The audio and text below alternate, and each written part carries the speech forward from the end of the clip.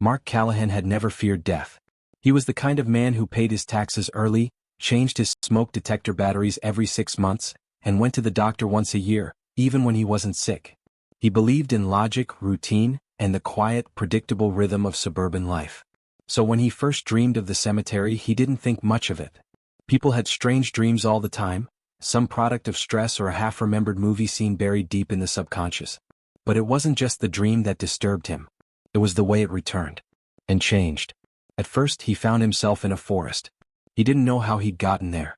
The air was damp and cold, rich with the scent of wet leaves and decay. Moss-covered gravestones leaned crookedly among the trees, some broken, others too weather-worn to read. A thick fog curled along the ground, moving unnaturally as if alive. He wandered through the graves in silence. There were no birds. No breeze. No sound at all, except for the crunch of his own footsteps, and the occasional creak of trees groaning under their own weight. He didn't recognize any names. The dates stretched back to the 1800s. Some didn't even have years, just words like beloved daughter or taken too soon. He always woke up before he could find his way out. But the cemetery stayed with him. And it moved. Over the next few months, the dreams returned, more vivid, more urgent. And each time the setting shifted, inching closer to home. After the forest came the edge of town. He recognized the old mill long abandoned, its roof sagging like a broken spine. Then the cemetery appeared near the train tracks, next to the boarded-up diner where he and his ex-wife used to eat pie after church. Then it was on the corner of Maple and 9th, where the town put up Christmas lights every December. Then came last night. In the dream, Mark stood barefoot in his backyard, the moon low and blood-red above him. The air buzzed with electricity, the silence pressing against his eardrums like cotton. The cemetery was right there, just beyond the hedges. Dozens of tombstones had erupted from the soil like teeth through gum. The earth looked freshly turned, dark and wet. And one headstone stood separate from the rest. Mark Callahan. October 12, 1988. The dash waited for its end. Mark sat bolt upright in bed, lungs dragging in breath like a drowning man. It was 4:47 a.m. The world outside was dark and still. He stumbled out of bed and pulled back the curtain. His backyard lay in silence, nothing but hedges, a few overgrown shrubs and the outline of the woods beyond. No graves. No fog. No tombstone with his name on it. Still, he couldn't shake the feeling that something had been there. He didn't go back to sleep. By mid-morning, the day had turned strange. The sky hung heavy with clouds, casting an odd greenish hue over everything. People seemed off. The mailman didn't wave. His neighbor's dog, normally friendly, growled when he walked past. And when he checked his phone, he noticed something that stopped him cold. He'd taken a picture of the backyard a week ago, some landscaping idea he was sending to a contractor. In the background, just past the hedges, something pale and rectangular peeked out from behind the trees. It hadn't been there when he took the photo, he was sure of it. He zoomed in. It looked like a headstone. His hands went cold. He dropped the phone. That night, unable to rest, Mark drove. He headed out past the edge of Millbridge, along the dark country roads he used to take as a teenager, places with no streetlights, just the thin beam of his headlights cutting through shadow and mist. He didn't have a destination. He just needed to move. But 30 minutes into the drive, he spotted something on the side of the road. At first, he thought it was a cluster of trees. Then he saw the crosses, the stones, the iron gate twisted with vines. A cemetery. He pulled over, heart thudding. There was no name on the gate. No signpost. Just old stone and rusted metal. And yet, he recognized it. It was the same cemetery from his dream. Exactly the same. Down to the cracked angel statue leaning against the fence, its face eroded away. He didn't know what compelled him to step through the gate. But he did. The air inside the cemetery was cold, unnaturally cold. The world outside seemed to muffle. He could no longer hear the cars. No crickets. No wind. And then he saw it. In the back, half hidden by fog, stood a new gravestone. Polished. Waiting. He approached it like a man under a spell. Every step felt heavier. The fog thickened. His breath came fast. When he reached the stone, his heart stopped. Mark Callahan. October 12, 1988 to April 6, 2025. Today's date. He stumbled back, slipping in the wet grass. The fog seemed to close in, like hands reaching from every direction. He ran. Back through the gate. Back to the car. Tires screaming as he peeled out and raced down the road. He didn't stop driving until he was home, locked inside, lights on in every room. But no matter how many lamps he lit or how loud he turned the TV, he couldn't drown out the truth burning in his mind. The cemetery was no longer just a dream. It was following him. And it knew his name. The morning after was no better. Mark sat on his front porch, eyes fixed on the backyard as the world around him tried to go on like nothing had changed. Somewhere down the block, a lawnmower started up. Birds chirped. The neighbor's teenage son zipped by on his skateboard. But none of it touched him. Not anymore. His coffee had gone cold in his hands. He hadn't slept. Not really. He had locked every door, checked every window, and sat through the night with a baseball bat in his lap like a soldier in a trench. That gravestone, his gravestone, was still burned into the backs of his eyes. April 6th. Today. He checked the time. 10:23 a.m. Am I going to die today? The thought was ridiculous. Or it should have been. But then again, what part of this situation wasn't? He was a man of logic. He fixed networks, debugged code, designed systems. His whole world was about clean answers. Predictable outcomes. This was something else entirely. Something that didn't follow the rules. And that terrified him more than death ever had. By noon, his anxiety had morphed into obsession. He set up 3 different browser tabs. One for local graveyard records, another for dream analysis, and a third for medical hallucinations. He scoured online forums, Reddit threads, obscure blog posts. Terms like liminal dreaming, collective hallucinations, psychic death omens, and death echo phenomenon popped up. None of it felt concrete. Everything was speculative, full of wild theories and creepypasta stories. Ghost hunters. Occult believers. Fringe weirdos. And yet, one post caught his attention. It was buried deep in an old paranormal subreddit, written 7 years ago by a user named Gravewalker77. If you see a cemetery moving in your dreams, don't ignore it. Especially if you see your own name on a tombstone. The dead aren't coming to you. Something is pulling you toward them. And if the date's filled in, you're out of time. There were no replies. The account had been deleted. Mark leaned back, the blood rushing in his ears. Something was pulling him toward the grave? The phrasing sparked something in his memory. Last night, the line in the dirt behind his house. As if something had been dragged toward him. He stood up abruptly. Grabbed his keys. Threw on a hoodie. He had to go back to that place. The real cemetery. The drive was faster this time. He barely noticed the distance. His mind ran wild with questions and strategies. Maybe if he took a picture of the gravestone. Maybe if he brought someone else and showed them. Maybe if he dug under it, what would be there? A box. A corpse. Nothing? Every part of him screamed not to go, but something deeper, something colder and older, was already pushing his foot on the gas. The forest cemetery waited where he'd left it, silent beneath a sky thick with low-hanging clouds. The trees here felt older. Wrong somehow. Like they'd been grown on bad soil. As he stepped through the gate, the temperature dropped. No birds. No wind. Just the creak of the metal gate behind him, sighing shut. The air tasted metallic. Mark moved quickly, retracing his steps from the night before. The fog had returned even though there was none in town. And then he saw it again. The stone. Pristine. Out of place. Too white. He approached cautiously, pulling out his phone to snap a photo. But the screen flickered. Then went black. Dead. Fully dead. Though it had been at 84% just minutes ago. Mark lowered the phone slowly.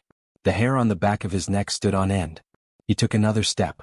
And then he saw something new. The grave wasn't alone. 2 more headstones had joined it, smaller, rougher, but unmistakably there. He moved closer, heart pounding like a war drum. He knelt by one and brushed the dirt away. Claire Callahan. March 2nd, 1960, 2021. His mother. The second one read. David Callahan. November 1957, 2006. His father. These people were already dead. He knew that. He'd buried them both. But these graves, they hadn't been here yesterday. And they shouldn't be here now. This place wasn't just following him, it was reconstructing his family history. Brick by brick. Grave by grave. He looked back at his own headstone. The date still read April 6, 2025. Suddenly the fog shifted behind him. A sound. Not wind. Not animals. A voice. No, many voices. Whispering. Layered. Hundreds of them just beyond the tree line.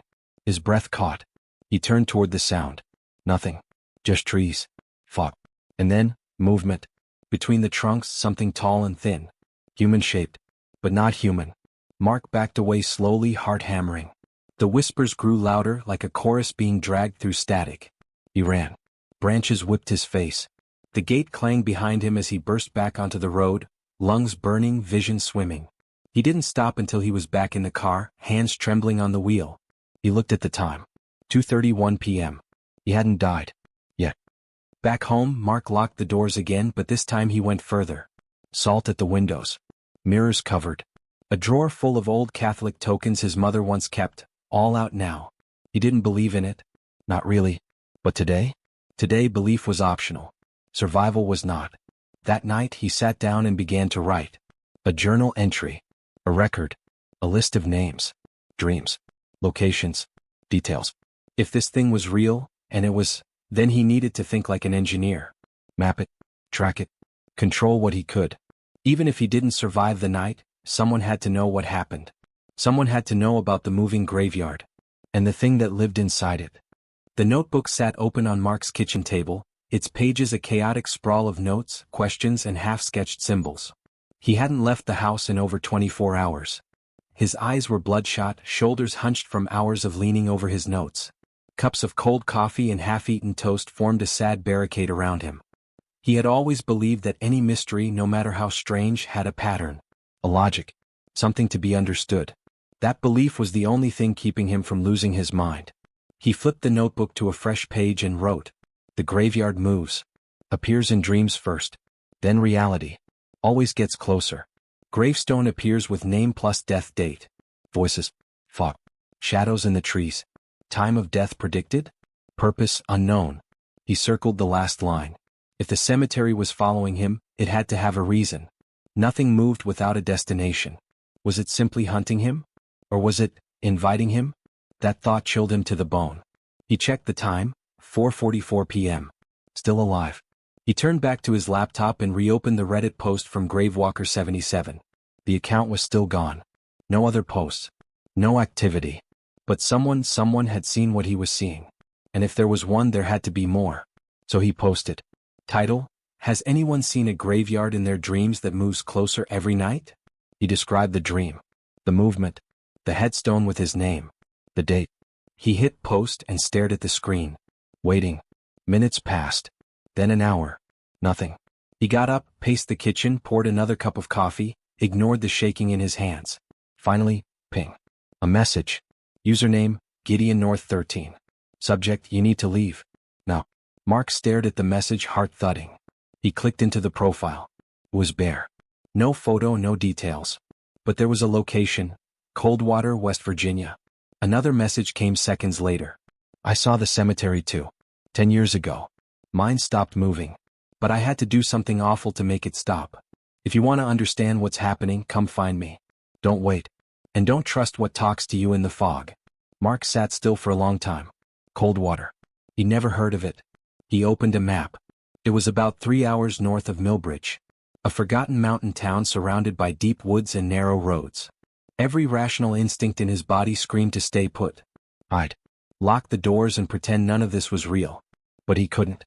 He'd seen his own grave. And that meant time was running out. He packed a duffel bag quickly. Flashlight, extra clothes, snacks, the baseball bat, and a revolver he hadn't touched since his father passed it down. He didn't know what good a gun would do against ghosts or fog, but it made him feel less helpless. The drive was long and winding. The sun sank quickly behind thick clouds as he crossed into West Virginia. Trees loomed tall and silent on either side of the road, their shadows long and unnatural. There were fewer houses. No cell signal. The deeper he drove, the more he felt the weight of isolation settle over him like a wet blanket. Coldwater didn't even have a gas station. Just a church, a diner, a single motel, and a row of abandoned buildings with broken windows and crooked doors. Time had passed this place by. He found Gideon North living in a cabin about a mile out, surrounded by dead cornfields and rusted machinery. The mailbox had no name. Just a symbol, a hand with one eye in the palm drawn in white chalk. He knocked. No answer. He knocked again louder. This time footsteps. Then the door creaked open. A man in his 60s stood there, hunched and narrow-eyed, with a long beard and an old military jacket. He looked like he hadn't slept in years. "You're the one who posted?" Mark asked. The man looked at him for a long time. Then nodded. "Come inside," he said. "But once you cross this door, you're part of it." There's no going back. Mark hesitated, then stepped in. The cabin was dark and cluttered. Books stacked in towers. Candles. Old maps. Photos nailed to the walls, all of them black and white cemetery shots. The air smelled of smoke and something bitter, almost metallic. Gideon sat across from him and poured a shot of something brown and mean. I was 32 when it started, he said. Same dream. Cemetery. Moving closer.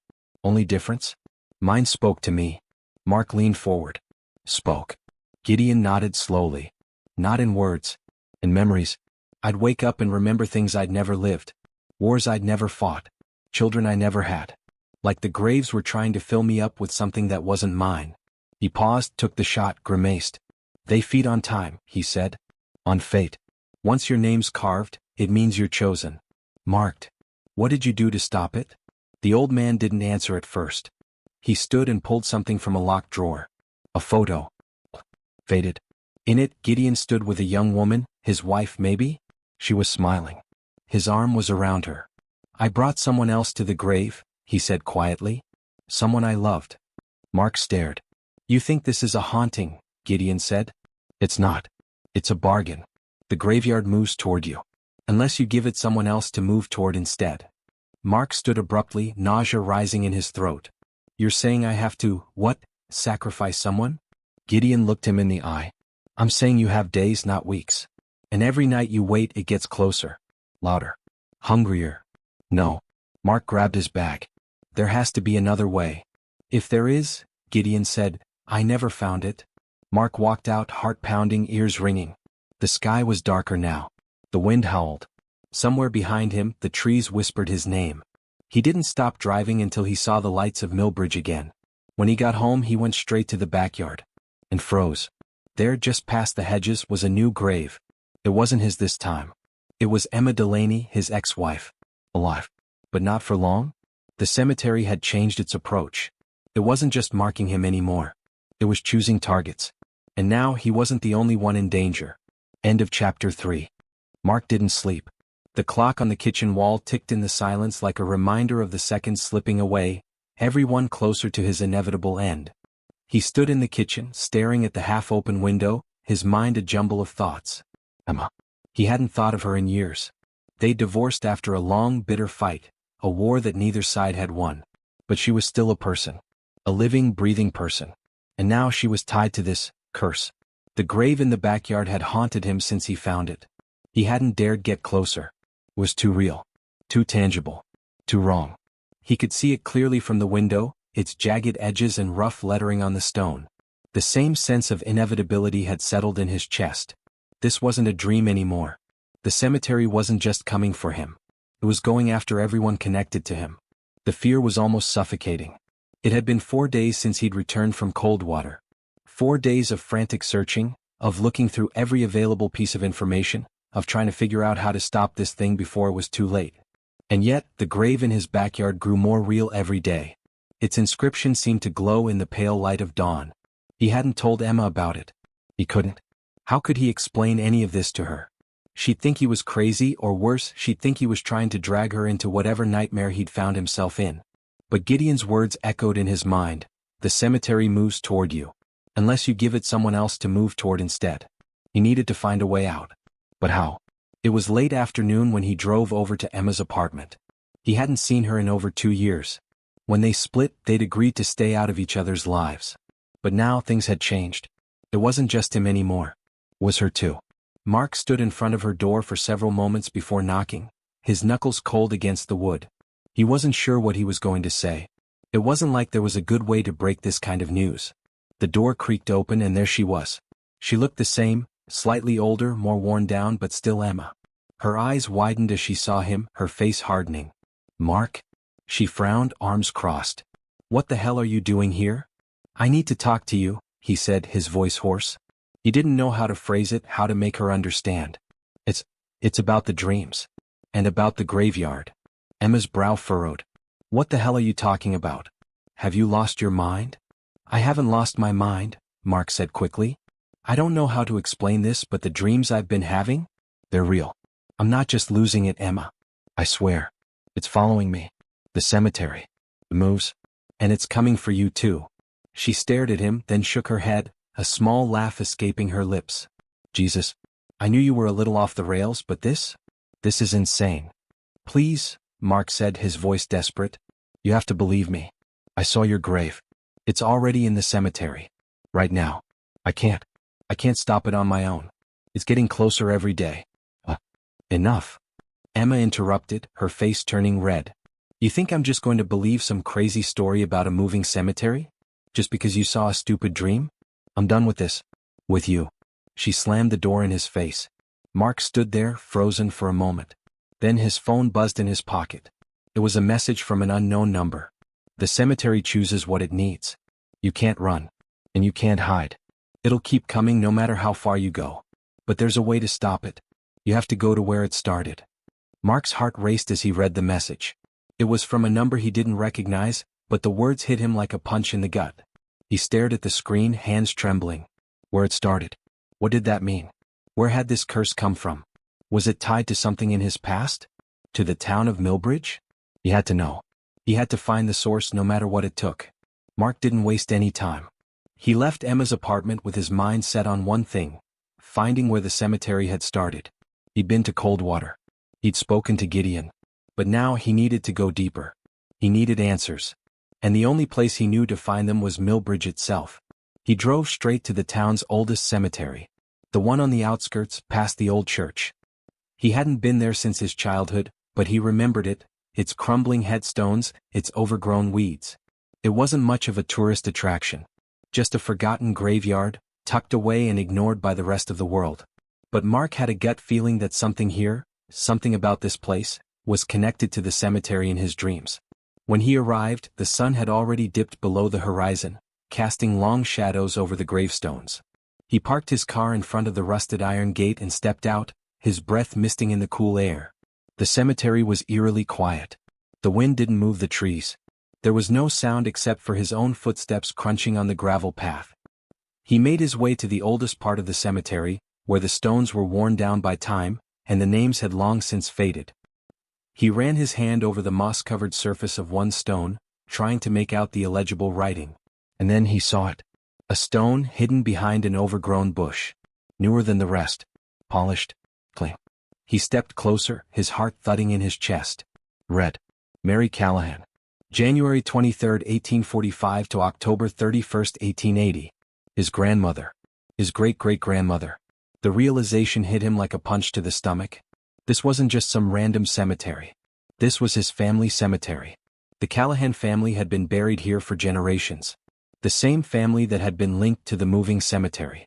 The same family whose blood ran through his veins. Mark staggered back, his mind reeling. He'd come here looking for answers, but what he found only raised more questions. What did his family have to do with the cemetery? And why had it started with him? And then he heard it. A whisper. A soft, low voice. Not in his head, but behind him. Mark, it said. You've come far. But you're too late. He spun around, his heart racing. There, standing at the edge of the cemetery, was a figure, a tall, thin man in a dark coat. His face was obscured by shadows, but his presence was undeniable. The man stepped forward, his voice cold as the grave. You can't stop it now, the figure said. Not unless you're willing to make the ultimate sacrifice. Mark took a step back, his mind spinning. Who are you? The figure smiled, only it wasn't a smile. It was a grin that chilled him to his core. I am what you've been running from, the figure said. I am what the cemetery needs. The figure stood in the shadows, his presence suffocating the night air. Mark could feel a coldness creep into his bones, a sharp, biting chill that wasn't just from the wind. It was him. The man who claimed to be the very thing he had been running from. The force behind the cemetery. The one who controlled the movement. The one who controlled time itself. Mark took an instinctive step back, but his legs felt heavy, as if the earth itself was pulling him down. His mind raced. What was this thing? What did it want from him? And why now? The man, if that's what he was, took a slow step forward, his eyes gleaming in the dim light of the moon. His face was hard to make out, shrouded in darkness, but the smile that stretched across it wasn't one of comfort. It was a grin full of twisted satisfaction, as though he had already won. You found me, Mark, the figure's voice echoed low and smooth like a hiss. I've been waiting for you. Mark's heart skipped a beat. Who the hell are you? he demanded, trying to keep the tremor in his voice from betraying his fear. What do you want with me? The figure tilted his head slightly, his expression unreadable. What do I want? The same thing I've always wanted. Balance. Mark frowned. Balance? What do you mean? The man stepped into the dim light, his features now visible, sharp, gaunt cheeks, sunken eyes, and a mouth that seemed to twist unnaturally wide. He wore an old, dark coat, fraying at the edges, and the faintest scent of decay seemed to emanate from him. He looked wrong. Like he didn't belong in the world of the living. You're the key, Mark, the figure continued, his voice oddly calm. You and your bloodline. Your family is bound to the cemetery. Every generation, another soul must pay the price. And now it's your turn. Mark shook his head. No. This is insane. I'm not part of this. I didn't ask for this. The figure's smile deepened. You may not have asked for it, but your bloodline has been marked for generations. The cemetery moves with the passage of time. It shifts, it bends, it grows closer. It doesn't stop until the balance is restored. Mark felt his stomach churn. Balance? You're talking about sacrifices, aren't you? The man didn't answer immediately. Instead, he stepped closer, his gaze never leaving Mark's face. Mark could feel the weight of it, as though the man was peering straight through him into his very soul. Yes, the man said finally, his voice like gravel. Sacrifices. But not just any sacrifices. You have to understand, Mark, the cemetery isn't just a place. It's a system. A way of keeping the world from falling into chaos. It demands payment in the form of lives. Each death restores the order, ensures that the world continues its motion. You're insane, Mark spat, his heart pounding. You're telling me that we, are just supposed to die to keep your twisted little system going? To appease whatever dark force controls all of this? No. The figure didn't flinch. You misunderstand, Mark. I'm not asking you to die. Not yet. But someone must be chosen. Someone must pay the price to keep the graveyard moving. And it doesn't have to be you. His smile flickered. But it can be. Mark took another step back, his mind whirling. And Emma, he whispered. Is she part of this too? The figure's smile grew wider. She is. Just as much as you. But she doesn't understand what she's up against. She doesn't know what the cemetery needs. The choice, Mark, is simple. You can either give your life willingly, or you can choose another. Someone close to you, someone you love. Mark's head spun. His eyes darted around, seeking any escape, any way out. But there was none. The cemetery was here. The figure was here. The game was real. Why me? Mark asked, his voice hoarse. Why my family? The figure's smile faltered for just a moment. Your family has always been tied to this place. Generations ago, your ancestors made a deal. A bargain. A price was paid to allow your family to thrive, to keep you all safe from the tragedies that befall others. But deals like that have a cost. And now the time has come for you to pay it. Mark's breath hitched. A deal. A bargain. The realization sank into him like a stone. This was it. His family had been tied to the cemetery for generations. But what had they bargained for? What had they given in return for their prosperity? Who did this? Mark asked, his voice shaking with rage. Who in my family made this deal? Who do I need to find? The figure's eyes flickered with something akin to amusement. You don't need to find anyone. The deal is already done. You cannot undo it. But you can end it. The choice is yours. Mark's head spun as the words settled in. The choice. He could choose someone else to take his place. Someone he loved. Someone he cared about. He could give the cemetery a soul to take, a sacrifice to keep the balance. Or he could choose the other path, the path of accepting his own fate. His own death. For the first time in his life, Mark felt the weight of the world crushing down on him. He felt as though the earth beneath his feet could break apart at any moment. He could feel the pull of the cemetery, the way it was drawing him closer. Choose now, the figure whispered, his voice low and dark. Mark's mind raced, his heart pounding as he turned away from the man, staring into the darkness of the cemetery. The fog had begun to roll in, thick and suffocating. He could feel it closing in on him, creeping up from behind. Emma. He thought of her. The woman he had once loved. The woman who had been dragged into this nightmare. Could he really let her take his place? Could he sacrifice her, knowing it would save him? But the guilt clawed at him. He could never forgive himself for that. And then there was his own life. He had lived a long time with regret. Hadn't he already paid for his sins? Did he deserve to die because of the mistakes of those who had come before him? I won't choose, Mark whispered to himself. You must, the figure said, his voice growing colder. You will choose. There is no escape. Mark turned toward the man, his fists clenched.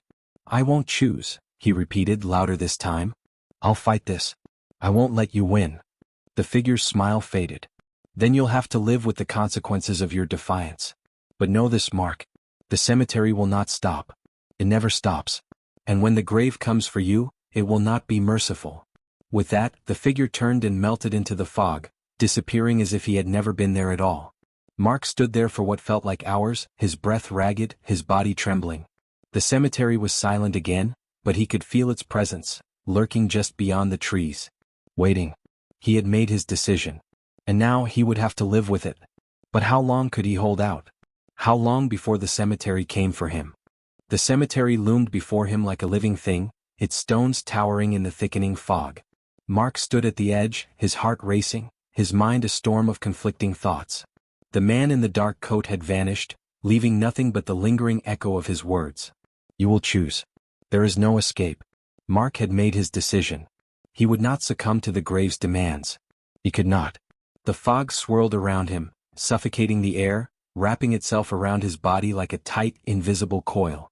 The trees, twisted and gnarled, reached out as if they were trying to drag him in.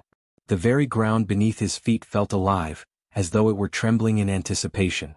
But Mark would not go quietly. His mind flashed to the woman he once loved, Emma. He thought of her, standing at her door, staring at him with disbelief as he tried to explain what was happening. He thought of their broken marriage, the years lost, the way she had turned her back on him. She didn't deserve this. None of them did. The cemetery had claimed so much already. His family's past was stained with its blood. But now Mark realized something profound. The price his ancestors had paid wasn't just for survival, it was for power. For a dark promise that bound their blood to the land. The cemetery had been their curse all along. But he wasn't his ancestors. He wasn't going to let history repeat itself. Mark took a deep breath, and for the first time since the dreams had begun, he felt something he hadn't felt in a long time. Control. He stepped forward, his gaze locked on the gravestones ahead. The fog thickened, but he could see through it now. He wasn't afraid anymore. He had made his choice. He had to end it, whatever the cost. I choose no one, Mark said aloud, his voice carrying through the empty cemetery. I will not let this happen. I won't let it take me. And I won't let it take anyone else. The wind howled, and the ground trembled beneath his feet as though the very earth was protesting his defiance. The cemetery shifted. The stones creaked and groaned as if they were waking from a deep slumber. The figure in the coat reappeared, stepping from the shadows, his face cold and inscrutable. You cannot defy the cemetery, the figure said, his voice low, almost mournful. You cannot break the bargain.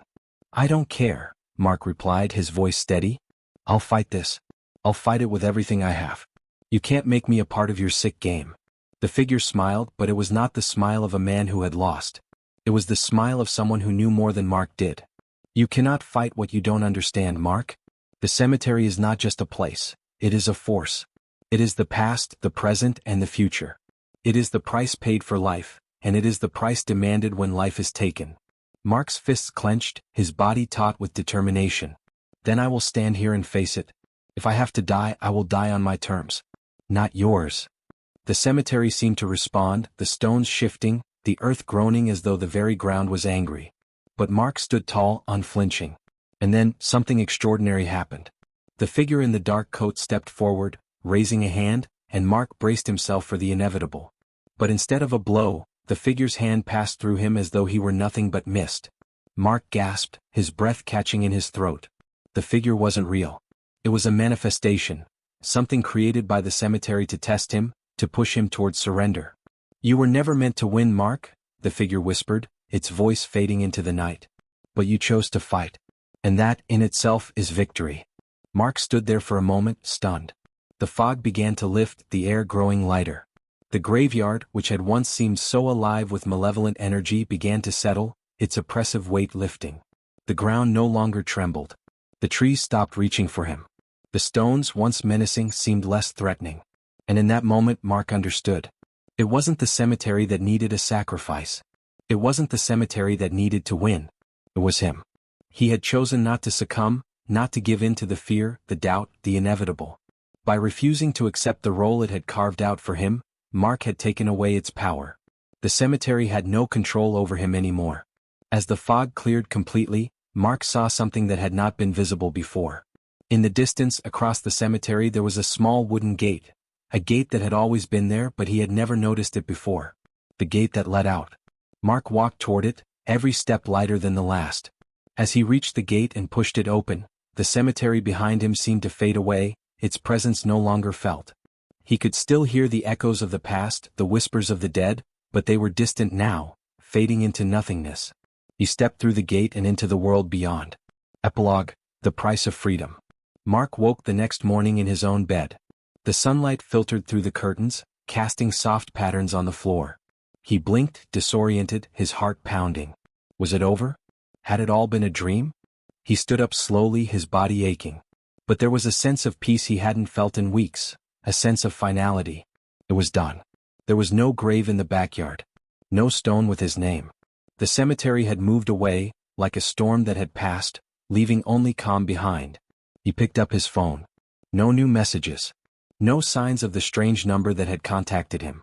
No whispers, no dreams. Mark walked outside, standing in the middle of his backyard. It was quiet, serene. His thoughts turned to Emma. He would try again, try to rebuild the life they had once lost. There was no more darkness chasing him now. But the memory of the cemetery, the things he had seen and felt, would never leave him. It was a part of him, a part of his family's history, one that could never truly be erased. But for now he was free. This is a work of fiction. The events, characters, and places depicted in this story are entirely the product of the author's imagination. Any resemblance to real persons, living or dead, is purely coincidental.